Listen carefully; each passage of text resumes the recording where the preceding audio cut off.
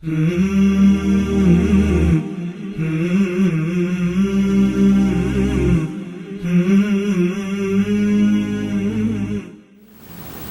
علیکم ورحمۃ اللہ وبرکاتہ۔ الحمدللہ رب العالمین والعاقبۃ للمتقین، الصلاۃ والسلام علی رسولہ الکریم وعلی آلہ وصحبہ اجمعین، اما بعد۔ معزز و مکرم ناظرین اکرام، آپ سب کا استقبال ہے ہمارے اس آن لائن کورس نماز نبوی صلی اللہ علیہ وسلم اور نمازیوں کی بعض غلطیاں۔ الحمدللہ اس سے پہلے کے ایپیسوڈ میں، یعنی ہمارے تیسرے ایپیسوڈ میں، آپ کے سامنے نماز کے باطل اور ساقط ہونے کے متعلق، نماز با جماعت اور سجدہ سہو کے متعلق تفصیلاً گفتگو کی گئی۔ آج کے اس چوتھے ایپیسوڈ میں ہم انشاءاللہ آپ کے سامنے نفل نماز، ایسے ہی نماز جمعہ، نماز عیدین، سفر کی نماز، سورج اور چاند گرہن کی نماز، استسقاء کی نماز وغیرہ کا تذکرہ کریں گے۔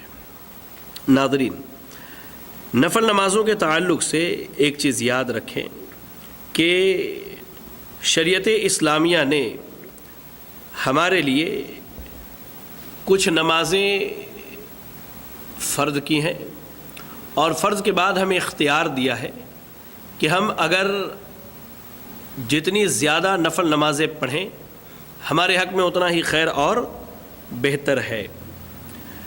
صحیح مسلم، سنن نبی داؤد کی ایک بڑی مشہور روایت ہے، ربیعہ بن کعب الاسلمی رضی اللہ تعالی عنہ نے سے نبی اکرم صلی اللہ علیہ وسلم نے کہا کہ اے ربیعہ، کیا مانگتے ہو مانگو۔ ہمیں اگر کوئی کہہ دے کیا مانگتے ہو مانگو، تو ہم تو بھائی دنیا اور دنیا کی چیزیں اس سے مانگنا شروع کر دیں گے۔ ربیعہ بن کعب الاسلمی رضی اللہ تعالیٰ عنہ کہتے ہیں، اللہ کے رسول صلی اللہ علیہ وسلم، میں جنت میں آپ کا ساتھ، آپ کی رفاقت چاہتا ہوں۔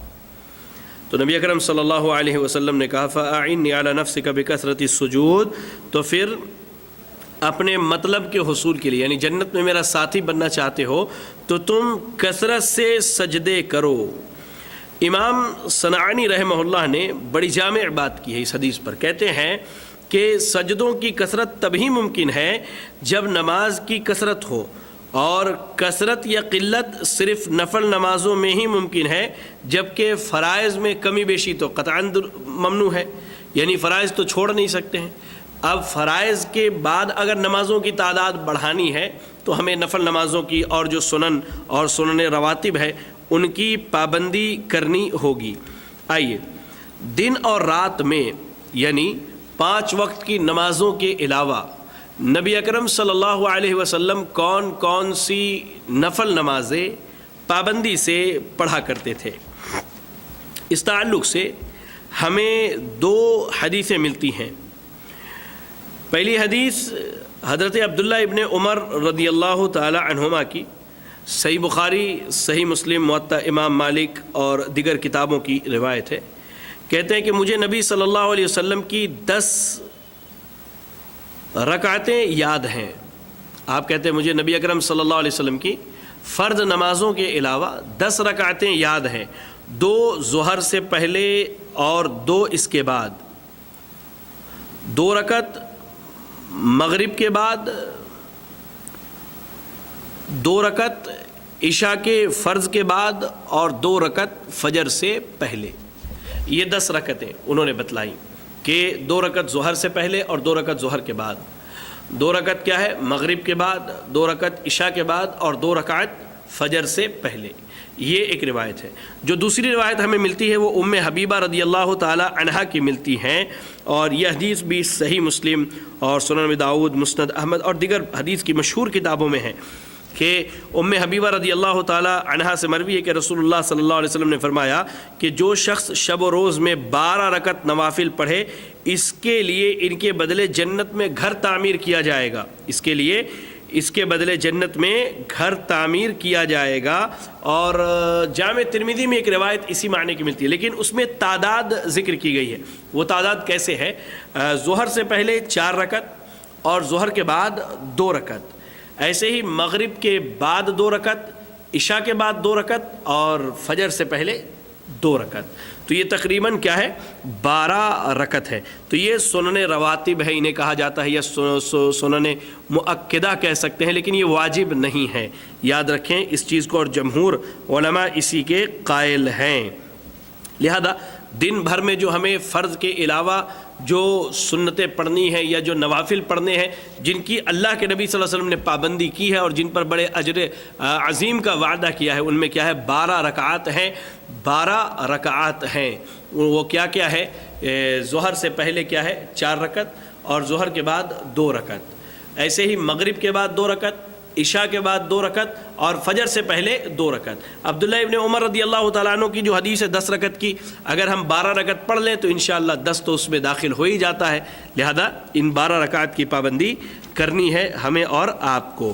اس کے بعد نبی اکرم صلی اللہ علیہ وسلم جو نوافل جس نفل کو پابندی سے پڑھتے تھے وہ چاشت کی نماز ہے، یعنی یہ وہ نماز ہے جو طلوع آفتاب کے بعد ادا کی جاتی ہے۔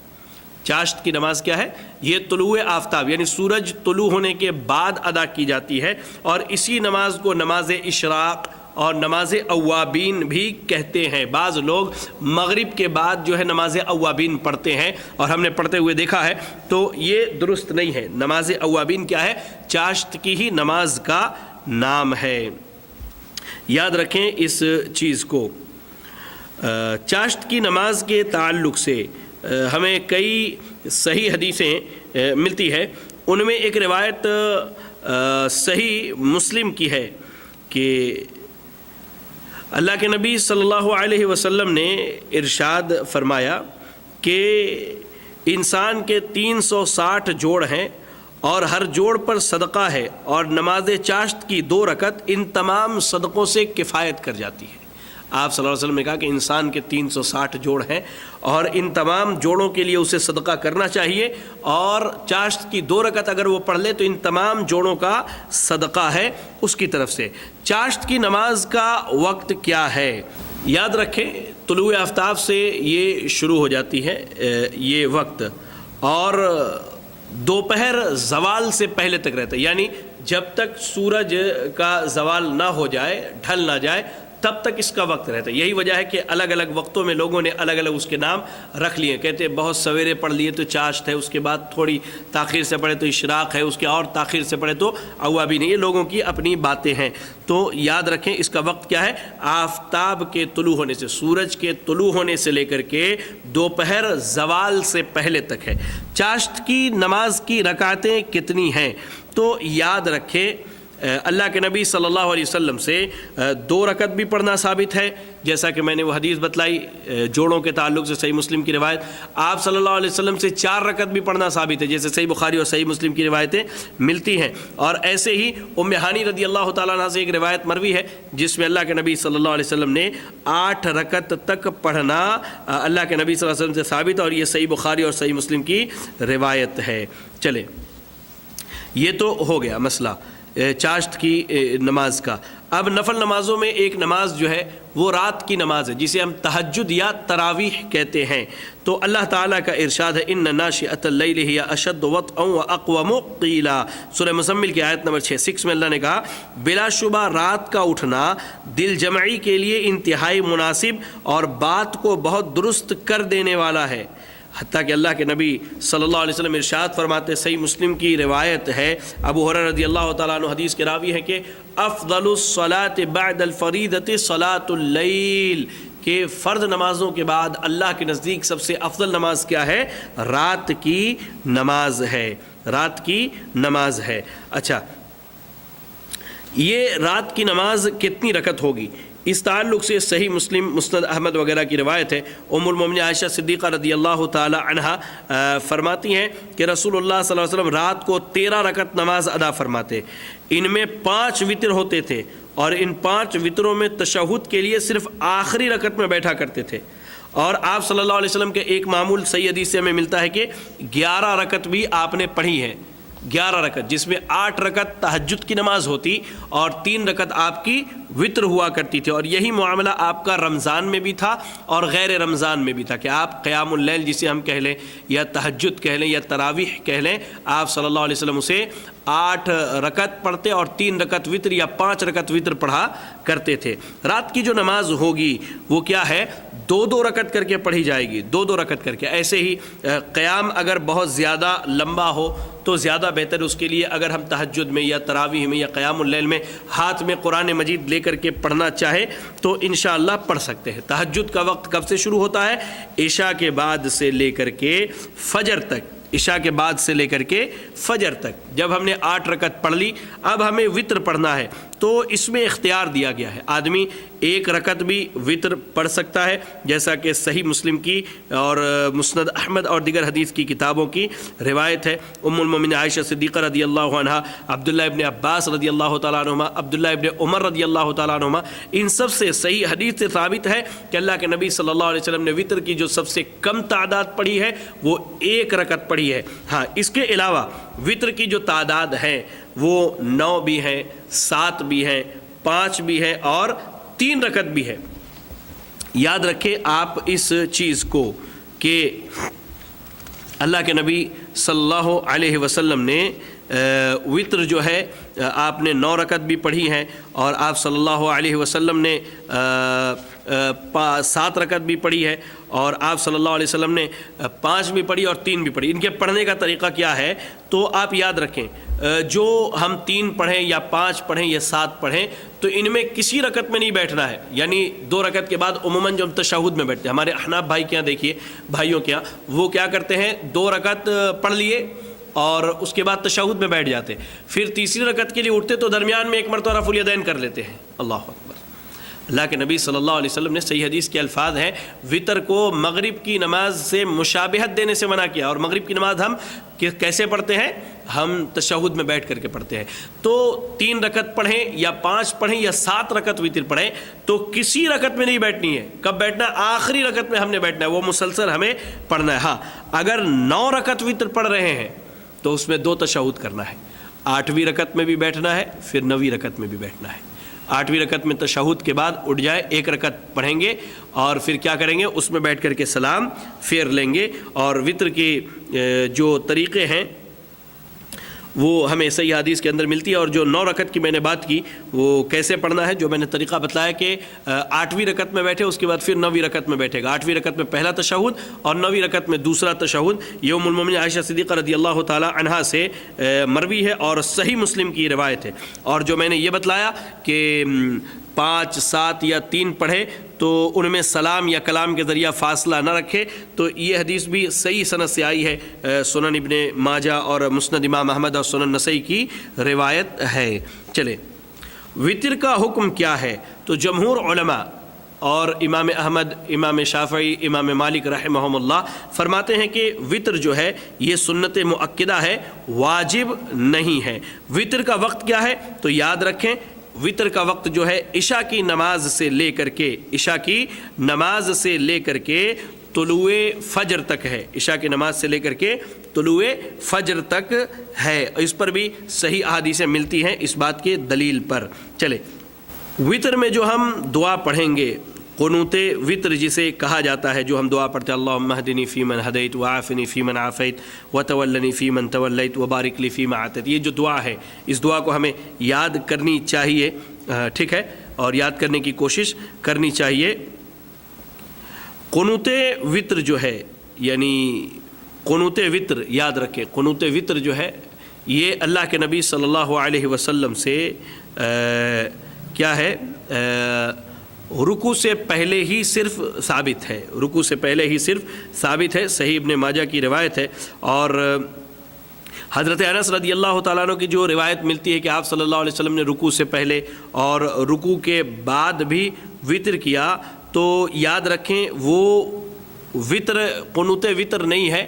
آپ نے قنوت کیا رکوع سے پہلے اور رکوع کے بعد، تو وہ قنوت وطر کا تذکرہ نہیں ہے، وہ قنوت نازلہ ہے. جب کوئی مصیبت، ناگہانی پریشانی آئی تو اللہ کے نبی صلی اللہ علیہ وسلم نے نمازوں میں جو ہے قنوت نازلہ پڑھنا شروع کیا. تو یاد رکھیں کہ قنوت وطر جو ہے وہ اللہ کے نبی صلی اللہ علیہ وسلم سے رکوع سے پہلے ثابت ہے۔ ہاں بعض آثار ملتے ہیں جو سند کے اعتبار سے میں سمجھتا ہوں کہ صحیح بھی ہیں، جیسا کہ امام شوکانی رحمہ اللہ نے نیل الاوطار میں تذکرہ کیا ہے۔ اس میں یہ ہے کہ خلفائے اربعہ اور دیگر تابعین اور صحابہ جو ہے رضی اللہ تعالی عنہم وارضا، وہ وطر قنوت وطر جو ہے وہ رکوع کے بعد بھی پڑھا کرتے تھے۔ تو انشاءاللہ اس کے پڑھنے میں قباحت نہیں، لیکن زیادہ مناسب اور بہتر یہ ہے کہ رکوع سے پہلے پڑھا جائے۔ چلے اس کے بعد جو نفل نمازیں ہیں ان میں ایک نماز کیا ہے؟ تحیۃ المسجد ہے، کہ جب ہم مسجد میں داخل ہوں تو 2 رکعت نماز پڑھ لیں، حتیٰ کہ اللہ کے نبی صلی اللہ علیہ وسلم خطبہ دے رہے تھے اور ایک صحابی ہے سلیق غطفانی رضی اللہ تعالی عنہ، آپ مسجد میں آئے اور بیٹھ گئے تو آپ صلی اللہ علیہ وسلم نے ان سے کہا کہ کیا تم نے 2 رکعت نماز پڑھی؟ وہ کہتے نہیں، تو آپ صلی اللہ علیہ وسلم نے کہا کہ کھڑے ہو جاؤ اور 2 رکعت نماز پڑھو۔ یہ حدیث صحیح بخاری اور صحیح مسلم کی روایت ہے۔ جمہور علماء کا یہ کہنا ہے کہ تحیۃ المسجد جو ہے یہ مستحب ہے اور واجب عمل میں سے نہیں ہے۔ اگر کوئی بغیر پڑھے بھی بیٹھ جائے تو کوئی حرج نہیں، لیکن اس کا پڑھ لینا کیا ہے؟ زیادہ مناسب اور ضروری ہے۔ اب مسئلہ ہے کہ ہم مسجد میں آئے اور جماعت کھڑی ہے، تو اس صورت میں ہم تحیۃ المسجد پڑھیں گے یا سنتیں پڑھیں گے، تو یاد رکھیں یہ عمل درست نہیں۔ جو لوگ بھی عموماً ہمارے احناف بھائیوں کو ہم نے دیکھا، اللہ رحم فرمائے، کہ وہ کیا کرتے ہیں، فجر کی جب جماعت ہو رہی ہوتی ہے تو فجر کی سنت پڑھتے ہیں۔ میرے بھائی فجر کی سنتوں کو فجر کی نماز کے بعد پڑھنے کی بھی صحیح دلیل ملتی ہے، اگر آپ کو وقت نہیں ملے تو۔ فرض نماز چھوڑ کر کے سنتیں پڑھنا یہ مناسب نہیں ہے۔ اس کی دلیل کیا ہے میں آپ کو بتاؤں، صحیح مسلم اور سنن ابی داؤد کی روایت، اللہ کے نبی صلی اللہ علیہ وسلم نے فرمایا اذا اقیمت الصلاۃ فلا صلاۃ الا المکتوب، جب فرض نماز کے لیے اقامت کہہ دی جائے تو اس کے بعد کوئی نماز نہیں ہے، کوئی نماز نہیں ہے، یاد رکھیں اس چیز کو۔ چلیں یہ تو مسئلہ ہو گیا، اللہ تعالیٰ رحم فرمائے، نوافل کے تعلق سے۔ نوافل کے باب میں 1-2 چیزیں آپ یاد رکھیں کہ نوافل بیٹھ کر کے بھی پڑھنا جائز اور درست ہے۔ اگر کوئی نفل نماز بیٹھ کر کے پڑھنا چاہے تو انشاءاللہ پڑھ سکتا ہے۔ صحیح مسلم اور مسند امام احمد اور صحیح ابن خدیمہ کی روایت ہے، ام المومنین عائشہ صدیقہ رضی اللہ تعالیٰ عنہ فرماتی ہیں کہ جب رسول اللہ صلی اللہ علیہ وسلم کا جسم بوجھل ہو گیا تو آپ صلی اللہ علیہ وسلم اکثر بیٹھ کر نماز پڑھا کرتے، تو اس نماز سے مراد کیا ہے؟ نفل نماز ہے۔ میرے بھائی اور میری بہنیں یاد رکھیں، نفل نماز اگر چاہیں تو بیٹھ کر کے انشاءاللہ پڑھ سکتے ہیں، اس کے پڑھنے میں کوئی حرج اور قباحت کی بات نہیں ہے۔ چلیں اس کے بعد جو مسئلہ ہمارے سامنے آتا ہے وہ ہے جمعہ کی نماز کے تعلق سے۔ تو جمعہ کے دن کی فضیلت میں آپ کو ایک حدیث پہلے سنا دوں، صحیح مسلم اور سنن نسائی مسند امام احمد اور صحیح ابن خدیمہ کی روایت ہے۔ اللہ کے نبی صلی اللہ علیہ وسلم نے فرمایا جن دنوں میں آفتاب طلوع ہوتا ہے ان میں سب سے بہترین دن جمعہ کا دن ہے۔ اس میں آدم علیہ السلام کو پیدا کیا گیا، اسی میں انہیں جنت میں داخل کیا گیا، اسی میں ان کو جنت سے نکالا گیا، اور قیامت بھی صرف جمعہ کے دن ہی قائم ہوگی۔ تو جمعہ کا دن جو ہے یہ انتہائی اہم اور افضل دن ہے، اور ہم مسلمانوں کو جمعہ کے دن کا خاص اہتمام کرنا چاہیے۔ ہمارے یہاں بڑی لاپرواہی ہے، بے توجہی ہے۔ ہم خطبوں کے لیے مسجد میں جاتے ہیں تو عموماً میں دوسرے خطبے میں اس بات کی یاد دہانی کراتا ہوں مساجد میں کہ بھائی آج جمعہ کا دن ہے، آپ اپنا سارا کام جمعہ کی نماز کے بعد رکھیے، جمعہ کے دن پہلے مسجد آنے کی کوشش کیجیے۔ تو نماز جمعہ کا حکم کیا ہے، اس تعلق سے علماء کا اختلاف پایا جاتا ہے، اہل علم کا، لیکن اس باب میں اہم چیز کیا ہے وہ یہ ہے کہ نماز جمعہ جو ہے ہر مکلف پر واجب ہے، یعنی جو شریعت کا مکلف ہے اس پر نماز جمعہ واجب ہے۔ مثال کے طور پر عورت ہے یا غلام ہے یا مسافر ہے یا مریض ہے تو ان کے اوپر نماز جمعہ واجب نہیں ہے، یہی جمہور علماء کا قول ہے۔ اس تعلق سے یہ چیز یاد رکھیں، نماز جمعہ جو ہے یہ ہماری مسجد میں ادا کی جائے گی، اور نماز جمعہ کے لیے امام جو ہے 2 خطبے دے گا، امام دو خطبے دے گا۔ اور امام شافعی، امام مالک، امام ابو حنیفہ رحمہم اللہ فرماتے ہیں کہ جمعہ کا خطبہ کیا ہے؟ واجب ہے۔ جمعہ کا خطبہ کیا ہے؟ واجب ہے۔ اور یاد رکھیں علامہ البانی رحمہ اللہ نے بھی اس تعلق سے کہا ہے کہ جمعہ کا خطبہ کیا ہے؟ واجب ہے۔ تو جمعہ کے دن امام دو خطبے دے گا، جیسا کہ ہم صحیح مسلم کی ایک روایت دیکھتے ہیں کہ اللہ کے نبی صلی اللہ علیہ وسلم جو ہے دو خطبے دیا کرتے تھے اور ان دونوں کے درمیان بیٹھتے تھے، تھوڑی دیر بیٹھتے تھے۔ جمعہ کے دن خطبہ جو ہے وہ کھڑے ہو کر کے دیا جائے گا۔ جمعہ کے دن کھڑے ہو کر کے خطبہ دیا جائے گا، اور جمعہ کے دن دونوں خطبے کے بعد امام 2 رکعت جو ہے نماز پڑھائے گا۔ اور یہ 2 رکعت یاد رکھیں اللہ کے نبی صلی اللہ علیہ وسلم نے جیسے پڑھی ہے نماز، انشاءاللہ نماز کے طریقے میں عنقریب جب پریکٹیکل آپ کو بتلایا جائے گا نماز کا طریقہ، تو اس میں آپ کے سامنے اس کا تذکرہ کیا جائے گا۔ یہاں ایک اہم نقطہ ہے، تو وہ نقطہ یہ ہے کہ اگر عید کا دن جمعہ کے دن آ جائے تو اس صورت میں عید کی نماز پڑھ لی جائے گی، اور جمعہ کی نماز میں رخصت ہے، آدمی چاہے تو جمعہ پڑھ لے، اور اگر نہ چاہے تو کیا کرے؟ ظہر کی نماز پڑھ لے، انشاءاللہ اس کے لیے کافی ہے۔ جمعہ سے پہلے سنتوں کی کوئی حد مقرر نہیں ہے۔ اللہ کے نبی صلی اللہ علیہ وسلم ارشاد فرماتے ہیں کہ جمعہ کے دن جو آدمی جمعہ کے دن غسل کرے، پھر جمعہ کے لیے مسجد آئے اور جتنی اس کے لیے مقدر میں ہو نماز پڑھے، پھر خاموشی سے بیٹھا رہے جب تک امام خطبے سے فارغ نہ ہو جائے، پھر امام کے ساتھ فرض نماز ادا کر لے، تو 2 جمعوں کے درمیان، اور مزید ایک روایت ہے کہ اس کے بعد مزید 3 دن کے گناہ کیا ہے اللہ تعالیٰ معاف کر دیتا ہے۔ تو یہاں جو لفظ ہے کہ جتنی مقدر ہو نماز پڑھے، تو جمعہ سے پہلے سنتوں کی، نفل نمازوں کی کوئی قید نہیں ہے، جتنا میسر ہو جائے ہم اتنا پڑھ سکتے ہیں انشاءاللہ، اس میں کوئی حرج کی بات نہیں ہے۔ جمعہ کے بعد جو ہے جو نفل پڑھنے کی بات ہے، تو اس میں صحیح مسلم کی اور سنن ابی داؤد وغیرہ کی روایت ملتی ہے، آدمی اگر مسجد میں پڑھے تو 2 رکعت پڑھ لے، معذرت 4 رکعت پڑھ لے، اور گھر پر بھی پڑھنا چاہتا ہو تو مسجد سے 2 رکعت پڑھ کر جائے اور گھر پر 2 رکعت پڑھ لے، یا گھر جا کر کے صرف 2 رکعت پڑھ لے، انشاءاللہ یہ اس کے لیے کافی ہے۔ تو یہ جمعہ کا مسئلہ ہے۔ اب اس کے بعد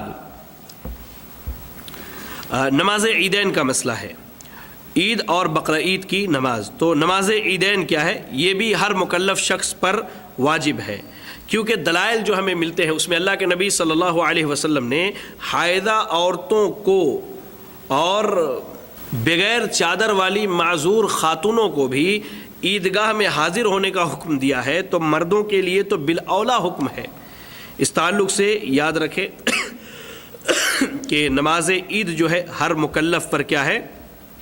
فرض عین ہے، اور یہی جمہور علماء کا مسئلہ اور ان کی رائے ہے۔ نماز عیدین، عید اور بقرعید کی نماز جو ہے 2 رکعت ادا کی جائے گی، جیسا کہ صحیح بخاری اور صحیح مسلم میں عبداللہ ابن عباس رضی اللہ تعالی عنہما سے روایت ملتی ہے کہ اللہ کے نبی صلی اللہ علیہ وسلم نے ہمیں عید کے دن 2 رکعت نماز پڑھائی، اور نہ اس سے پہلے نماز کوئی پڑھی، نہ اس کے بعد آپ صلی اللہ علیہ وسلم نے نماز پڑھی۔ دیکھیں، عید کی نماز سے پہلے اور اس کے بعد کسی قسم کی کوئی نماز نہیں ہے، یہ آپ یاد رکھیں، بس عید کی 2 رکعت پڑھی جائے گی۔ نماز کا طریقہ کیا ہوگا؟ جس طرح ہم 2 رکعت نماز پڑھتے ویسے ہی 2 رکعت نماز ہوگی، لیکن فرق صرف اتنا ہوگا کہ عید کی نماز میں پہلی رکعت میں تکبیر تحریمہ اللہ اکبر کے بعد ابھی قرأت شروع نہیں کی ہم نے، الحمدللہ رب العالمین، تلاوت شروع نہیں، اس سے پہلے یعنی تکبیر تحریمہ کے بعد اور قرأت کے شروع کرنے سے پہلے 7 تکبیریں زائد ہوں گی، اور ہر 2 تکبیر کے بعد تھوڑی دیر خاموش رہنا یہ مستحب ہے۔ اس کے بعد جو ہے دوسری رکعت کے لیے جب ہم کھڑے ہوں گے، پہلی رکعت ہم نے مکمل کر لی 2 سجدوں کے ساتھ، جب دوسری رکعت کے لیے کھڑے ہوئے تو اس میں کیا ہے، ہم 5 تکبیریں کہیں گے، 5 زائد تکبیریں کہیں گے۔ اس تعلق سے سنن ابی داؤد اور جامع ترمذی اور دیگر سنن کی کتابوں میں ہمیں روایت ملتی ہے، اور یہی مسئلہ جو ہے امام احمد، امام شافعی، امام مالک اور جمہور علماء رحمہم اللہ کا ہے کہ پہلی رکعت میں تکبیر تحریمہ کے بعد قرأت سے پہلے 7 تکبیریں زائد ہوں گی، اور دوسری رکعت میں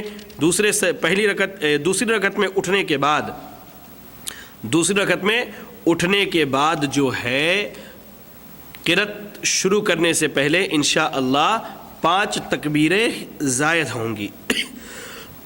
امام نماز کے بعد خطبہ دے گا، اور نماز عید میں صرف ایک ہی خطبہ دیا جائے گا۔ امام جو ہے ایک ہی خطبہ دے گا، جمعہ کی طرح اس میں 2 خطبے نہیں دینے ہیں۔ نماز عید جو ہے آبادی سے باہر نکل کر کے کسی گراؤنڈ میں، کسی میدان میں پڑھنا مستحب ہے۔ ہاں، اگر کوئی عذر ہے، مثال کے طور پر بارش ہے یا کوئی اور مسئلہ ہے، تو اس صورت میں اگر نماز عید مسجد میں ادا کر لی جائے تو کوئی حرج کی بات نہیں ہے انشاءاللہ، اور یہ کوئی حرج کی بات اس میں نہیں ہے۔ نماز عید کا وقت کیا ہے؟ نماز عید کا وقت جو ہے سورج کے ایک نیزے کے برابر بلند ہونے سے ڈھلنے تک ہے۔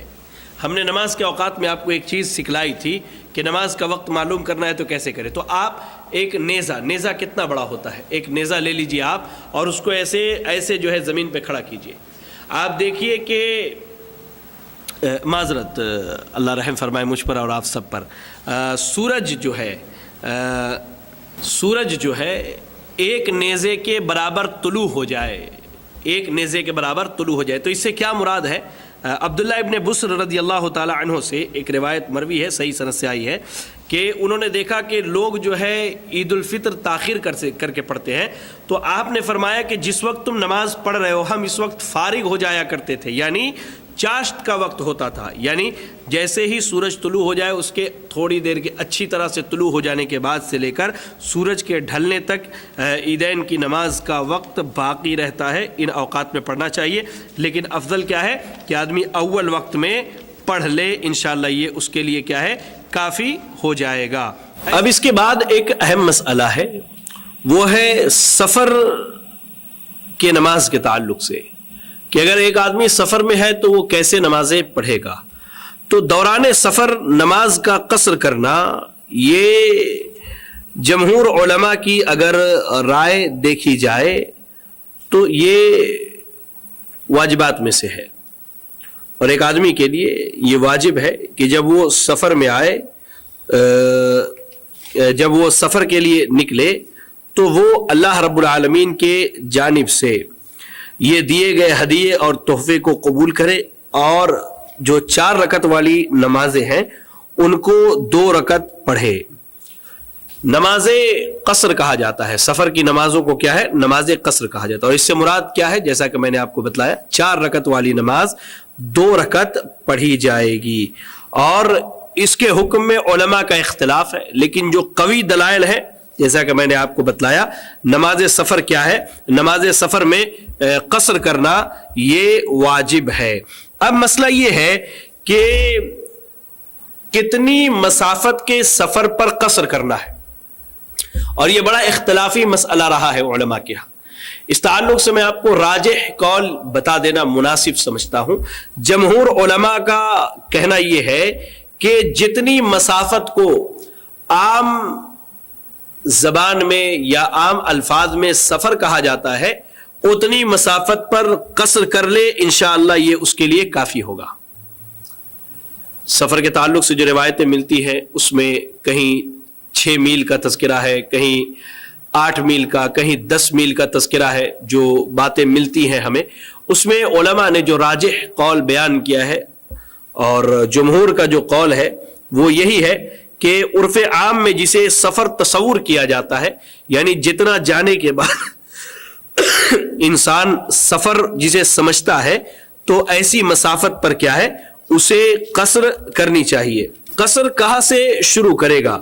تو نماز قصر جو ہے انسان اپنی بستی سے باہر نکلنے کے بعد شروع کرے گا. اس تعلق سے امام ابو حنیفہ، امام شافعی اور امام احمد رحمہم اللہ اور ایسے ہی امام مالک کا بھی ایک قول ملتا ہے کہ شہری آبادی کے ختم ہو جانے کے بعد نماز قصر کی جائے گی. یعنی اپنی بستی سے باہر نکلنے کے بعد کیا ہے وہ نماز قصر کرے گا.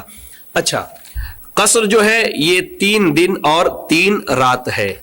اگر 4 دن ٹھہرنے کا ارادہ ہو تو کیا کرے گا؟ تو ان 3 دن اور 3 رات کے گزرنے کے بعد مسافر جو ہے چوتھے دن سے جو ہے نماز مکمل پڑھے گا، اگر پختہ ارادہ ہو تو. جمہور کا یہی قول ہے. لیکن اگر اس کے جانے کے بعد وہ شک اور تردد میں ہے کہ بھائی میں آج جاؤں گا، میں کل جاؤں گا، میں اس کے بعد جاؤں گا، میں اس دن کے بعد جاؤں گا، تو جتنی دن تک وہ تردد اور شک میں ہے اپنے سفر کے تعلق سے، تو وہ جتنے دن بھی ٹھہرے گا وہ اس صورت میں نمازوں کو قصر کرے گا، جیسا کہ بعض صحابہ اکرام رضی اللہ عنہم کا ہمیں عمل ملتا ہے. اچھا، ایک مسئلہ یہاں یہ بھی ہے کہ مسافر اگر ہے تو وہ 2 نمازوں کو جمع بھی کر سکتا ہے، جیسا کہ نمازوں کے جمع کرنے کے باب میں ہم نے آپ کے سامنے اس مسئلے کو بیان کیا ہے کہ مسافر جو ہے 2 نمازوں کو جمع کر سکتا ہے، ظہر اور عصر ایک ساتھ، مغرب اور عشاء ایک ساتھ پڑھ سکتا ہے. اس کے بعد کا مسئلہ ہے نماز کسوف اور نماز خسوف، سورج اور چاند گرہن کی نماز. ان مسائل کو بیان کرنے کا میں بنیادی مقصد یہ بتا دوں کہ ہماری اکثریت جو ہے ان نمازوں کے تعلق سے نہیں جانتی ہے. مساجد میں اعلان ہوتا ہے تو شاذ و نادر 2 4 8 10 20 100 لوگ آ جاتے ہیں، لیکن ہماری بڑی تعداد نہیں آتی ہے. تو سورج گہن اور چاند گہن کی نماز جو ہے یہ کسوف اور خسوف انہیں کہا جاتا ہے. تو چلیے، تو سورج گرہن کے لیے عموماً لفظ کسوف استعمال ہوتا ہے اور چاند گہن کے لیے عموماً لفظ خسوف استعمال ہوتا ہے. تو اللہ کے نبی صلی اللہ علیہ وسلم کے صحابی حضرت مغیرہ بن شعبہ رضی اللہ تعالی عنہ سے روایت ہے کہ اللہ کے نبی صلی اللہ علیہ وسلم نے فرمایا کہ سورج اور چاند گرہن یہ اللہ کی نشانیوں میں سے سورج اور چاند یہ اللہ کی نشانیوں میں سے ایک نشانی ہے. کسی کی موت و حیات کی وجہ سے یہ ان پر گہن نہیں لگتا، لہذا جب تم انہیں دیکھو تو اللہ سے دعا کرو اور نماز پڑھو یہاں تک کہ یہ سورج اور چاند کا گہن جو ہے ختم ہو جائے. یہ روایت جو ہے صحیح بخاری اور صحیح مسلم کی ہے.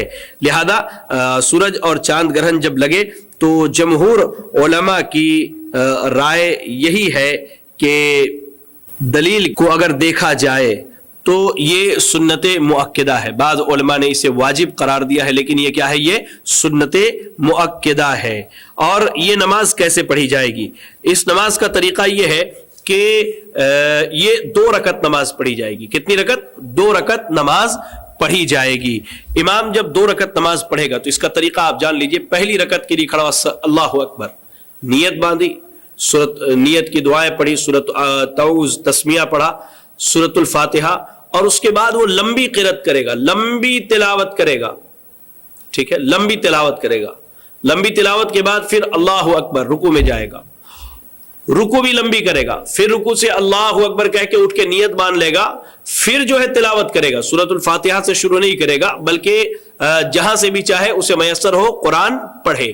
پھر لمبی تلاوت کرنے کے بعد اللہ اکبر، رکوع میں جائے اور پھر رکوع سے اٹھے سمع اللہ لمن حمدہ کہہ کر کے ربنا ولک الحمد حمدا کثیرا طیبا مبارکا. پھر اس کے بعد سجدہ کرے، سجدے بھی لمبے کرے اور 2 سجدوں کے درمیان بیٹھے، پھر دوسرا سجدہ کرے، پھر اٹھنے کے بعد جیسے پہلی رکعت پڑھا ہے ویسی پڑھے گا. یعنی ہر رکعت میں 2 رکوع اور 2 سجدے کرے گا. ہر رکعت میں 2 رکوع اور 2 سجدے کرے گا. لہذا قیام اور رکوع کیا ہے؟ یہ لمبے ہوں گے. اللہ کے نبی صلی اللہ علیہ وسلم نے ایسی ہی نماز پڑھائی. صحیح بخاری اور صحیح مسلم کی روایت ہے. اور آپ نے نماز اتنی لمبی پڑھائی کہ سورج کا گرہن جو ہے وہ چھٹ گیا اور سورج بالکل روشن ہو گیا. بعض روایتوں میں ہمیں جو ہے 2 رکعتوں میں 6 یا رکوع اور ایسے ہی 4 سجدوں سے زائد بھی ملتے ہیں. بعض روایتوں میں 4 اور 5 رکوع کا بھی تذکرہ ملتا ہے. لیکن زیادہ افضل اور بہتر یہی ہے کہ آدمی جو ہے 2 रकत नमाज पढ़े और हर रकत में 2 रुकू और 2 सजदे करे, ठीक है, हर रकत में 2 रुकू और 2 सजदे करे, और जो तरीका मैंने आपको बतलाया इंशाअल्लाह वही तरीका बेहतर है। और नमाज कुसूफ और खुसूफ जो है बाजमात अदा करना बेहतर और मुनासिब है, क्योंकि इमाम बुखारी रहमहुल्लाह ने एक बाब कायम किए सलातुल कुसूफ जमाआ के नमाज कुसूफ बा जमात अदा करना चाहिए। उसकी वजह यह है कि हमें सही बुखारी सही मुस्लिम की एक रिवायत मिलती है कि जब ऐसा कोई मामला आता तो अल्लाह के नबी सल्लल्लाहु अलैहि वसल्लम के मुनादी जो ऐलान करने वाले होते वो कहते अस्सलातु जामिआ, यानी नमाज के लिए सब जमा हो जाओ, तो बाजमात अदा करना अफजल है। अगर मस्जिद में खवातीन के लिए एहतमाम है तो खवातीन आए, अगर नहीं तो खवातीन चाहे तो घर पर बाजमात अदा कर सकती हैं इंशाअल्लाह, उनके लिए कोई हर्ज और कबाहत की बात नहीं है। ऐसे ही नमाज कुसूफ और खुसूफ में हम चाहें तो आहिस्ता आवाज में भी तिलावत कर सकते हैं, और अगर हम चाहें तो बुलंद आवाज से भी तिलावत कर सकते हैं। याद रखें इस ताल्लुक से कि सूरज और चांद ग्रहण के वक्त जो है हमें बा आवाज़ बुलंद तिलावत करनी चाहिए, और बाज़ उलमा ने बाज़ रिवायतों की मौजूदगी पर, हालांकि वो सनदन ज़ईफ़ है, इस बात का इस्तिदलाल किया है कि नमाज सिर्री भी पढ़ी जा सकती है। लेकिन इस मुनासिबत से आप याद रखें कि अल्लाह के नबी सल्लल्लाहु अलैहि वसल्लम ने एक मरतबा ही कुसूफ की नमाज पढ़ाई है, जैसा कि सही अहादीस से साबित है, तो उसमें आपने जहरी क़िरत की है। लिहाजा मुनासिब और बेहतर यही है, जैसा कि इमाम शौकानी रहमहुल्लाह, अब्दुर्रहमान मुबारकपुरी रहमहुल्लाह और अल्लामा अलबानी रहमहुल्लाह, इमाम अहमद, इमाम इसहाक, इमाम मुंजिर और ऐसे ही इमाम शाफई, इमाम मालिक, इमाम अबू हनीफा रहमहुल्लाह, जमहूर जो है वो जहरी क़िरत के अफजल होने के कायल है। लिहाजा मुनासिब और बेहतर यही है कि जहरी क़िरत की जाए, और बाद उलमा ने सिर्री क़िरत की इजाज़त दी है, लेकिन राजिह मसला ये है कि जहरी क़िरत की जाए। आइए, इसके बाद जो है एक अहम नमाज है नमाज इस्तिस्का। नमाज इस्तिस्का क्या है कि कहत साली के वक्त एक मखसूस तरीके के साथ अल्लाह रब्बुल आलमीन से बारिश तलबी के लिए दुआ करना, ये क्या है, इस्तिस्का कहलाता है। कहत साली के वक्त 2 रकत नमाज जिसके बाद खुतबा हो ये मसनून है। 2 रकत नमाज हो उसके बाद खुतबा हो तो ये मसनून है। देखिए, इस पर जितनी भी हदीसें आई हैं उन तमाम हदीसों का मैं आपको अगर खुलासा बता दूं तो इंशाअल्लाह मैं समझता हूं कि मेरी बात वाज़ेह हो जाएगी। एक चीज याद रखें कि बारिश तलबी के लिए नमाज इस्तिस्का जो है वो क्या है, मसनून है, मशरू है, ये कोई वाजिबी हुक्म नहीं है। तो इनकी अहादीस को अगर जमा किया जाए तो कुछ बातें हमारे सामने आती है। सबसे पहली बात क्या है, नमाज इस्तिस्का कहत साली के वक्त मशरू है, यानी जब कहत साली हो तो नमाज इस्तिस्का हमारे लिए क्या है, सुन्नत से साबित है।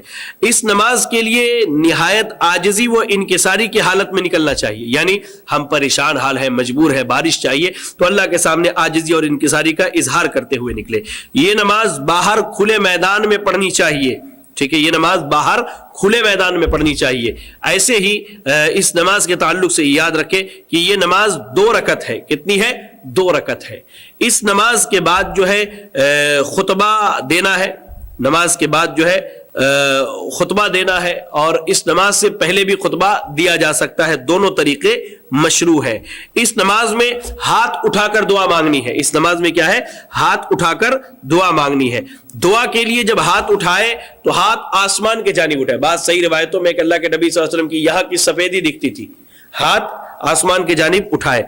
इमाम किबला रुख होकर अपनी चादर को पलटे, यानी दुआ करने के बाद जो है जो चादर ओढ़े हुआ है इस नमाज के लिए जब जाए तो एक चादर ओढ़ करके जाए, चादर कांधे पर से उतार करके उसको ऐसे उलट करके डाले, जैसे रखा है वैसे उलट करके कांधे पर डाल ले। इमाम जहरी क़िरत करे और इसमें अजान और इकामत नहीं है। लिहाजा ये तो है कि बारिश तलब करने के लिए जो दुआएं अल्लाह के नबी सल्लल्लाहु अलैहि वसल्लम ने सिखलाई हैं वो दुआ भी हम पढ़ सकते हैं इंशाअल्लाह। لہذا یہ نماز استسقاء کے تعلق سے تھا کہ 2 رکعت نماز پڑھی جائے گی، اس کے بعد دعا کی جائے، اور دعا ہاتھ اٹھا کر کے کی جائے کہ اللہ کے نبی صلی اللہ علیہ وسلم کے بغل کے سفیدی بھی دکھتی تھی، اور پھر دعا کے بعد جو ہے چادر پلٹ لیں، جو چادر اوڑھ کر کے آئے ہیں اس چادر کو پلٹ لیں اپنے اوپر، اور نماز سے پہلے یا نماز کے بعد بھی خطبہ دیا جا سکتا ہے، اور خطبے میں کیا ہے اللہ کے ذکر کی ترغیب دلائی جائے، اللہ کی اطاعت اور فرما برداری کی ترغیب دلائی جائے، اللہ کے نافرمانی سے بچنے کی تلقین کی جائے، اور استغفار کرنے کا حکم دیا جائے، اور اللہ کے نبی صلی اللہ علیہ وسلم سے بارش کی جو دعا کی گئی ہے جب ہاتھ اٹھائے تو اللہم اسقنا اللہم اسقنا اللہم اسقنا، یا اللہم اغثنا اللہم اغثنا اللہم اغثنا اللہم اغثنا غیثا مغیثا مریعا مریعا نافعا غیر ضار عاجلا غیر آجل، اس طرح کی جو دعائیں صحیح حدیث سے ثابت ہے ان دعاؤں کو پڑھنا چاہیے۔ تو یہ کچھ نمازیں تھیں جو ہمارے معاشرے میں عام ہونی چاہیے، رائج ہونی چاہیے، جو آپ کے سامنے بیان کی گئی۔ تو نفل نماز اور مختلف نفل نمازوں کا تذکرہ، جیسے مختلف نفل نمازوں کا تذکرہ جیسے تحیۃ المسجد ہے، تراویح ہے، اور اس طرح کی جو نمازیں، ایسے ہی نماز عید، نماز سفر، نماز کسوف و خسوف، اور نماز استسقاء اور نماز جمعہ کا تذکرہ کیا گیا۔ اللہ سے دعا ہے کہ اللہ رب العالمین کہی گئی باتوں پر ہم سب کو عمل کرنے کی توفیق عطا فرمائے۔ اگر میری کوئی بات چھوٹ جاتی ہے کسی نماز کے تعلق سے تو انشاءاللہ جب آخری دن یعنی 6 ایپیسوڈ کے بعد جو ہمارا 7واں ایپیسوڈ ہوگا جس میں میں آن لائن آپ کے سامنے آؤں گا دوبارہ، تو انشاءاللہ اس میں کیا ہے آپ اپنے سوالات مجھے بھیجیں کمنٹ میں، انشاءاللہ میں ان سوالوں کا جواب دینے کی کوشش کروں گا اگر میرے علم میں رہا تو۔ اللہ سے دعا ہے کہ اللہ تعالی ہمیں نمازوں کے طریقے کو سیکھ کر اس کے مطابق عمل کرنے کی توفیق عطا فرمائے۔ آمین وآخر دعوانا ان الحمد للہ رب العالمین۔ جزاکم اللہ خیرا، والسلام علیکم ورحمۃ اللہ وبرکاتہ۔